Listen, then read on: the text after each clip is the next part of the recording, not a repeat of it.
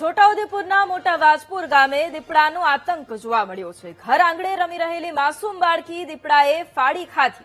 દીપડાએ હુમલો કરતા 4 વર્ષીય ભવ્યા રાઠવાનું કરુણ મોત નીપજ્યું છે।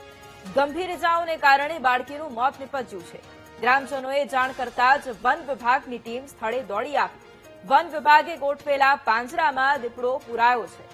તો છોટાઉદેપુરના મોટા વાજપુરની આ ઘટના અને આજ મુદ્દે સંવાદદાતા રાજેશ ફોન લાઈન પર છે।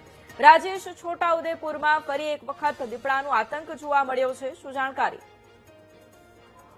જી વૈભવી, છોટાઉદેપુર જિલ્લામાં દીપડાનો આતંક છેલ્લા ઘણા સમયથી ચાલી રહ્યો છે। જુદા જુદા ગામમાં દીપડાએ માનવભક્ષી બનતા હુમલા કર્યાના બનાવ બન્યા છે।